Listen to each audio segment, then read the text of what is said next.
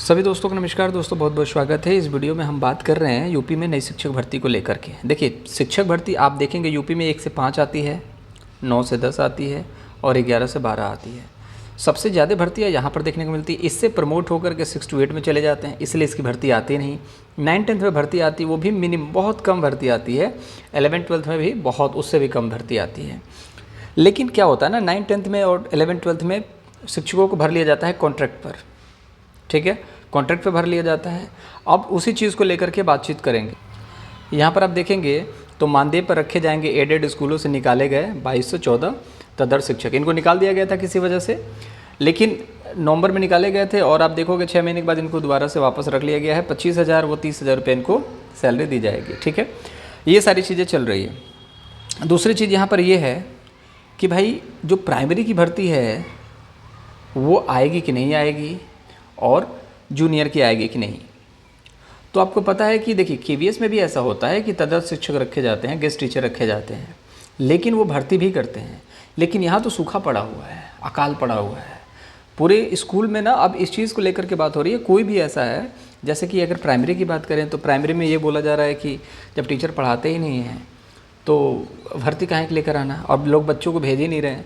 अब एक 500 रुपये का स्कूल है जिसमें 500 रुपये फीस लगती है, तो परिवार का बच्चा ये भी, परिवार का सदस्य ये सोचता है, जो गार्जियन है ये सोचता है कि 500 रुपये कैसे भी करके करवा देते हैं एडमिशन, कोई बात नहीं, प्राइवेट में ही करवा देते हैं। तो स्कूल्स में एडमिशन्स कम हो रहे हैं और जो प्रेजेंट में टीचर्स हैं वो इस चीज़ को लेकर के इनिशिएटिव नहीं ले रहे हैं भाई कि रखा जाए। जॉब तो सिक्योर है, दिक्कत ही नहीं है। दिक्कत किसके लिए है? जो भी शिक्षक नहीं बना है, जिसने बीएड बीटीसी कर चुका है, उसके लिए दिक्कत है।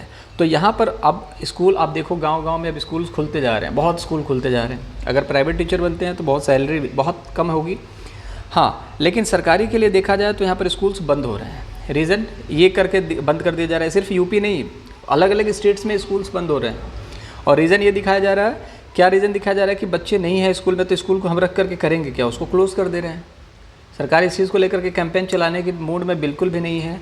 आप चाहें तो आप चलाएं, नहीं चाहें तो ना चलाएं। सरकार किसी का ठेका नहीं ले रखी है, क्योंकि सरकार को ये बात पता है कि 500-700 में बहुत सारे जो हैं आपके प्राइवेट स्कूल खुल रहे हैं, अब उसमें बच्चे जो हैं एडमिशन ले रहे हैं।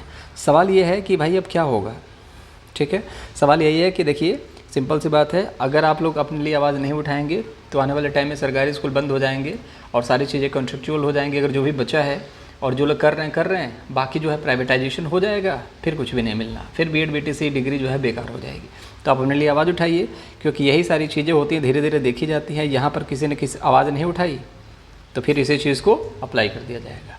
बाकी इच्छा आपकी है। सूचना यही है प्राइमरी शिक्षक भर्ती को लेकर के कि स्कूल्स बहुत सारे बंद हो रहे हैं। आपको ही पता है स्टूडेंट्स की कमी को बता करके कि स्टूडेंट्स बहुत कम है, जिसकी वजह से स्कूल बंद हो रहा है। जब स्कूल ही बंद हो रहा है तो भर्ती कहाँ से आएगी भैया, आप इस चीज़ को समझिए।